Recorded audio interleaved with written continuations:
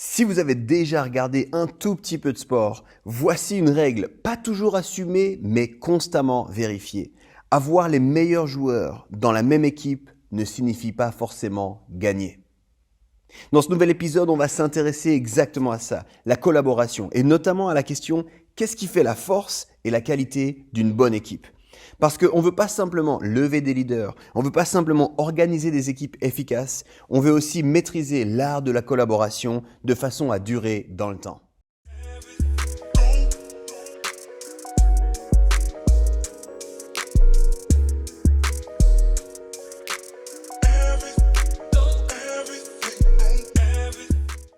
Et salut à tous et bienvenue dans ce nouvel épisode de Let's Talk Leadership. Avant d'aller de l'avant, j'ai juste envie de dire merci à tous ceux qui ont partagé, tous ceux qui ont liké, tous ceux qui ont interagi avec nous. Franchement, beaucoup de love sur vous.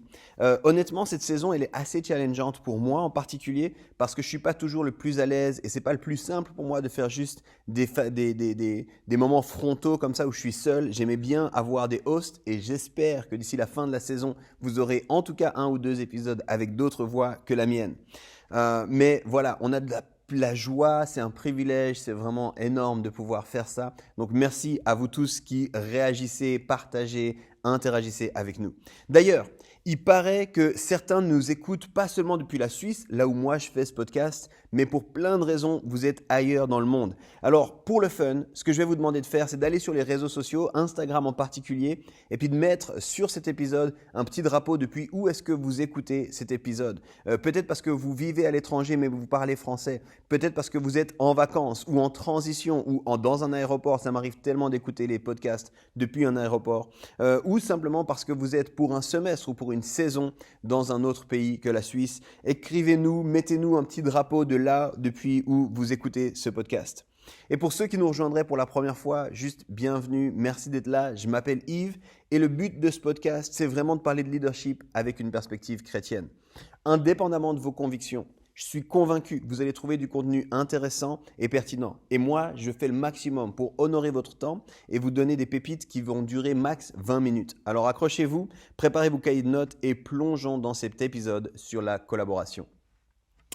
Si vous regardez un peu autour de vous dans la littérature sur le leadership, on parle beaucoup d'efficacité personnelle et on parle beaucoup de faire toujours plus en toujours moins de temps. On parle beaucoup de devenir la meilleure version de nous-mêmes et j'ai pas de problème avec ça. Mais finalement, on a un peu moins d'éléments pour comprendre ce qui fait marcher une bonne équipe. D'ailleurs, on le constate souvent, si vous prenez l'exemple des grandes compétitions, des Coupes du Monde, des Jeux Olympiques, souvent les équipes favorites se retrouvent en difficulté. Et ce n'est pas qu'elles n'ont pas les bons joueurs. La plupart du temps, individuellement, elles ont les meilleurs joueurs. Mais c'est juste que l'équipe ne semble pas réussir à prendre, comme on dit une expression surprenante, la mayonnaise ne prend pas. Quand on collabore, c'est un peu la même réalité. La réussite d'une équipe se trouve souvent dans des éléments qui sont comme invisibles. Si je devais le résumer, ce premier constat et ce constat principal, je dirais la chose suivante. Pour qu'une équipe fonctionne, ce n'est pas tellement le qui de l'équipe, mais beaucoup plus la culture de l'équipe. Je le répète, pour qu'une équipe fonctionne, ce n'est pas tellement le qui de l'équipe qui compte, mais la culture de l'équipe. En 2012, Google a lancé une recherche importante pour étudier justement l'efficacité de ses équipes. Ce projet a été mené auprès de 180 équipes et puis il a été appelé le projet Aristote parce que le philosophe grec le disait ainsi, le tout est plus grand que la somme de ses parties. Alors j'aimerais prendre avec vous 5 ingrédients qu'ils ont trouvés et qui expliquent en fait l'efficacité d'une bonne collaboration, l'efficacité d'une équipe. Et moi j'ai envie de vous le proposer comme 5 clés pour une saine et efficace collaboration. 5 clés pour une saine et efficace collaboration. La première de ces clés, c'est la sécurité psychologique. Et l'idée est la suivante. Chaque membre de l'équipe peut prendre le risque de donner son avis, de se tromper, de littéralement faire des erreurs, sans que les autres ne portent un jugement sur lui ou sur elle, et sans que cela n'ait de conséquences négatives personnelles. Vous avez sans doute vécu ce moment où on demande un peu l'avis des gens, on demande un peu, on fait un tour de table, qu'est-ce que vous en pensez, est-ce que vous auriez une idée, qu'est-ce qui se passe? Et là, vous avez une idée en tête, mais vous dites non, c'est trop bête, je ne vais pas le dire. Ou alors tu te dis peut-être, c'est pas possible, ils vont pas me prendre au sérieux, cette idée est trop folle, cette idée-là. Ou alors, je suis sûr que quelqu'un d'autre a une meilleure idée.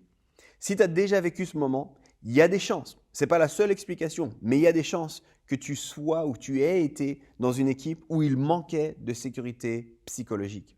On peut aussi parler du niveau de confiance qui existe au sein d'une équipe. En fait, les bonnes équipes ont un haut niveau de sécurité psychologique. Dans ces équipes, les gens osent rêver. Les gens osent, tout simplement osent. Ils osent donner des idées, ils osent partager leurs idées, mais pas seulement. Dans une équipe comme ça, en fait, c'est pas seulement ça, c'est on n'a pas peur de faire des fautes, on n'a pas peur de se tromper, on n'a pas peur quand on s'est trompé du regard des autres. Cet élément est le premier et le plus important des ingrédients d'une équipe qui collabore et qui dure dans le temps. Je le répète, les équipes excellentes ont un haut niveau de sécurité psychologique. Alors, il y a peut-être une question qu'on peut se poser. Dans mon équipe, si quelqu'un fait une erreur, si quelqu'un partage une idée un peu folle, un peu out of the box, comme ils diraient les Anglais, comment est-ce que l'équipe va percevoir cette personne? C'est une bonne question à se poser. On va passer maintenant au deuxième principe, au deuxième ingrédient. Ce deuxième ingrédient, c'est la dépendance. Et là, je sais, plusieurs, vous réagissez comme épidermiquement, vous vous dites, mais non, on ne peut pas être dépendant. Mais la réalité, c'est que dans une équipe saine, qui collabore bien et qui dure dans le temps, on a une interdépendance les uns aux autres. On a une dépendance les uns envers les autres. En fait, chaque membre de l'équipe peut compter sur les autres et les autres peuvent compter sur lui en retour. Quand quelqu'un prend un engagement de réaliser une tâche, tu peux être sûr qu'il va faire cette tâche dans le temps qui s'est donné.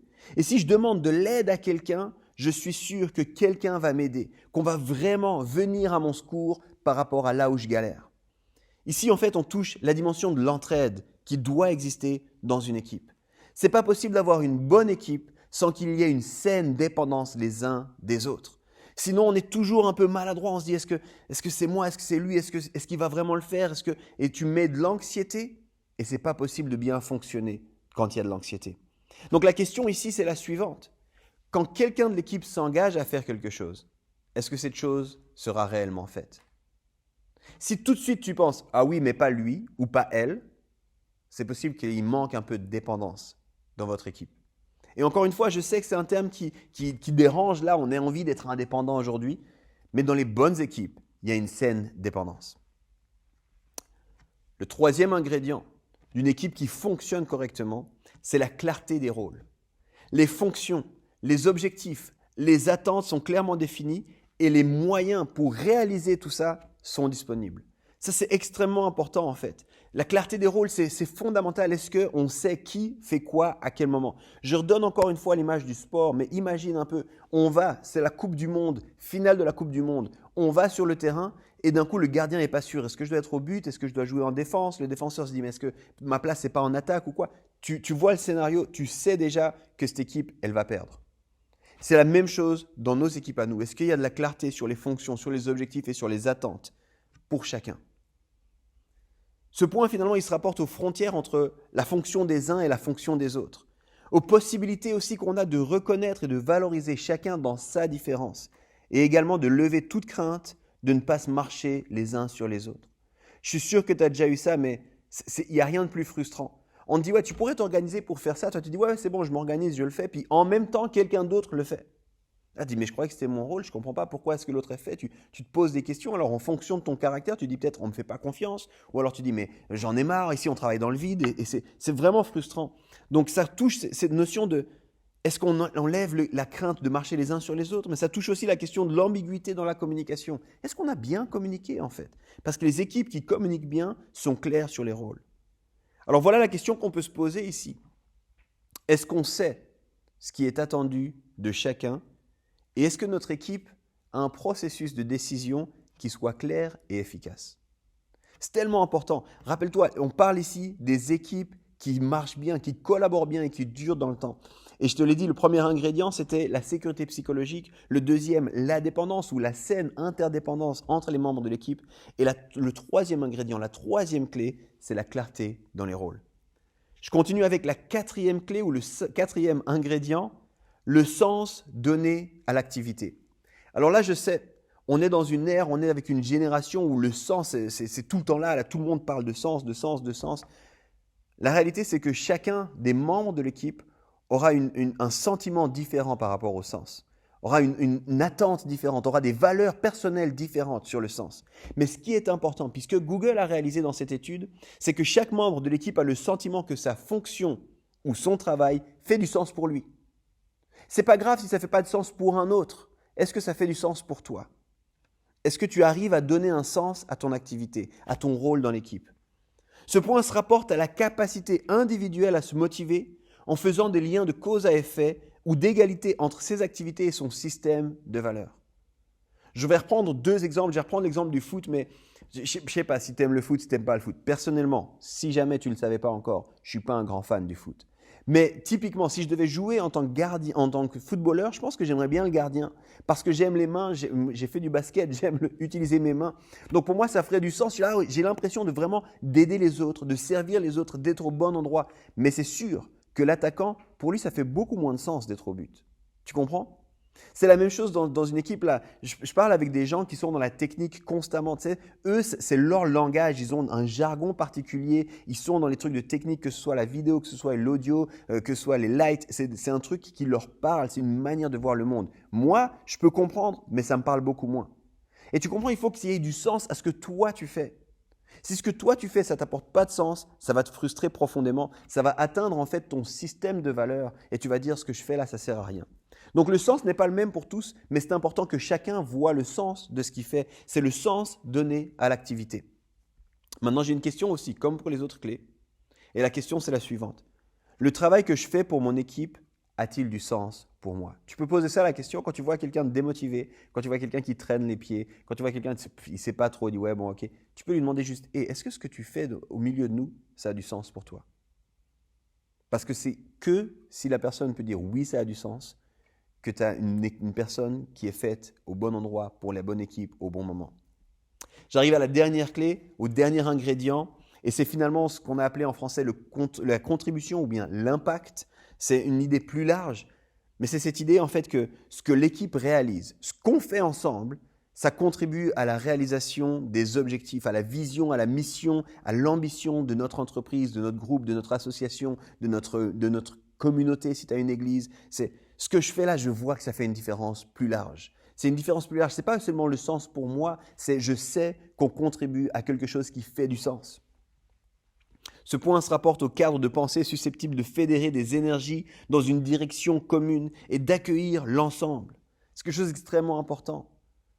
C'est le sens plus large. En fait, tu as un sens personnel, mais tu as un sens aussi plus large. C'est une notion d'impact. On disait souvent que la génération Y, c'est une génération qui veut changer le monde. C'est une génération de personnes qui sont constamment indignées.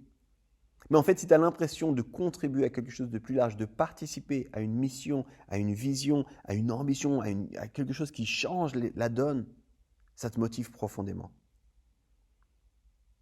Alors ici, la question qu'on peut se poser, c'est est-ce que le travail qu'on réalise ensemble contribue à quelque chose qui a un impact? La quatrième, pardon, la cinquième et dernière clé, c'est l'impact ou la contribution. En guise de conclusion, ce que j'aimerais te proposer, en fait, c'est une synthèse pratique. Puis j'aimerais te rappeler, en fait, 5 questions. Tout au long, je t'ai posé des questions, puis je vais les reformuler ici, parce que ces questions, elles soulignent finalement les clés, et ça devrait aussi t'aider de façon pratique. D'ailleurs, petite idée, si tu as une équipe, tu pourrais discuter de ces 5 questions en équipe, sans leur donner le contexte, en leur disant, on va juste se poser des questions, puis en fonction des réponses, on verra est-ce qu'on a les bons ingrédients pour être une équipe qui collabore bien et qui dure dans le temps. La première des questions, c'est est-ce que nous avons développé une sécurité psychologique? En d'autres termes, si les gens font des erreurs, s'aventurent hors des sentiers battus, est-ce que cela va affecter notre façon de les percevoir? La deuxième question, est-ce que nous avons mis en place une saine et juste dépendance ou interdépendance les uns envers les autres? Est-ce que je peux faire confiance aux gens qui contribuent à mon travail, aux gens qui collaborent avec moi, à mes collègues? Est-ce que je peux faire confiance qu'ils vont faire ce qu'ils ont dit qu'ils allaient faire dans les délais qu'ils ont donnés? Est-ce que je peux compter sur eux? La troisième question, est-ce que nous avons des structures et des fonctionnements qui sont clairs? Est-ce que les rôles de chacun sont clairs et sont connus? Est-ce qu'on a un processus de décision qui est pertinent et efficace? La quatrième des questions, est-ce que chacun trouve du sens dans ce qu'il fait? Et rappelle-toi ici, je souligne ça, mais c'est un sens individuel. Il peut être très différent pour chacun, mais est-ce que chacun trouve du sens dans ce qu'il fait? Et finalement, est-ce que chacun réalise et apprécie que son travail participe à une mission plus grande et motivante?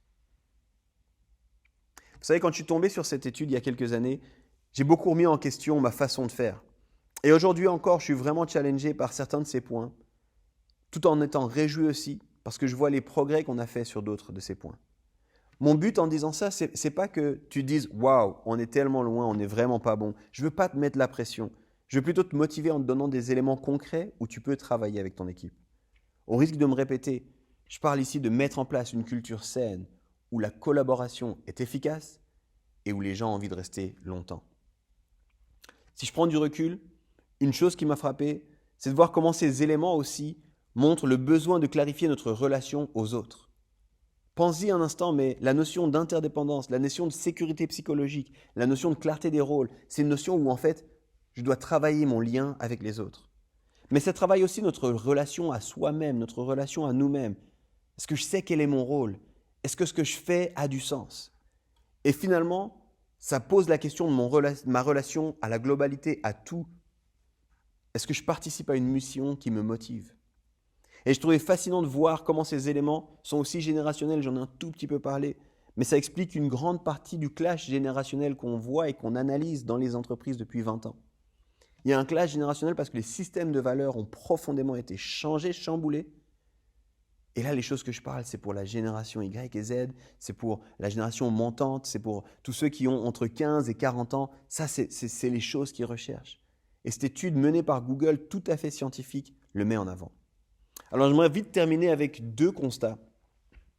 Le premier, c'est que les équipes moins performantes et moins stables, elles peuvent l'être pour plein de raisons. En général, la conclusion de cette étude, c'est que si tu n'as aucun de ces points, aucun de ces ingrédients, c'est presque sûr que ton équipe ne sera pas efficace. Mais une des choses qui ressort aussi, c'est l'importance d'avoir des capacités sociales individuelles pour chaque membre de l'équipe. Tu vois, être introverti, ce n'est pas tellement un problème. De la même façon que d'être orienté sur la tâche et puis sur les détails, ce n'est pas non plus un problème. Ce qui est un problème, c'est quand les gens ont des compétences sociales douteuses. C'est-à-dire ça devient difficile de travailler en équipe quand on n'est pas à l'aise avec les autres.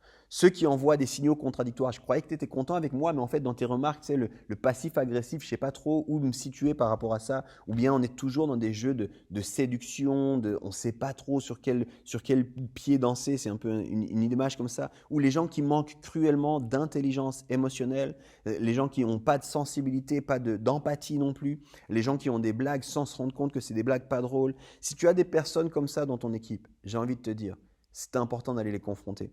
C'est vraiment difficile parce que ça va empêcher la sécurité émotionnelle ou la sécurité psychologique qui est, rappelle-toi, l'ingrédient numéro 1.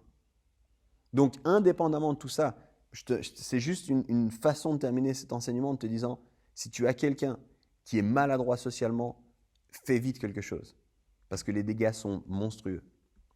Et la deuxième chose que j'aimerais ajouter touche la question de la durabilité. La qualité de l'équipe explique aussi pourquoi les gens sont prêts à rester ou pourquoi les gens tout simplement veulent rester. Au bout d'un moment, c'est aussi lié à l'étude, puis je n'ai pas le temps de tout te dire, mais la motivation de quelqu'un à continuer son travail, ça ne s'explique pas par l'argent. Souvent, on pense ça. On pense que si je te donne un peu plus d'argent, tu vas rester, puis je te donne un peu plus d'argent, puis je te donne un bonus, tu vas rester. Mais en fait, l'étude montre que ce n'est pas ça. Ce n'est pas non plus le type de structure de leadership ou la personnalité des gens. Tu sais. Ouais, mais lui, il est trop introverti, ou lui, il n'est pas assez si. Ce n'est pas tellement ça, en fait. Ça peut avoir une influence, mais ce n'est pas ça qui fait le plus grand. En fait, la qualité de la dynamique d'équipe, notamment renforcée par les clés qu'on a vues aujourd'hui, font une énorme différence sur le long terme. Comme j'aime le dire, les gens vont peut-être venir à cause de ta mission, mais ils vont toujours rester à cause de ta culture. Et ça, il faut vraiment ne pas l'oublier.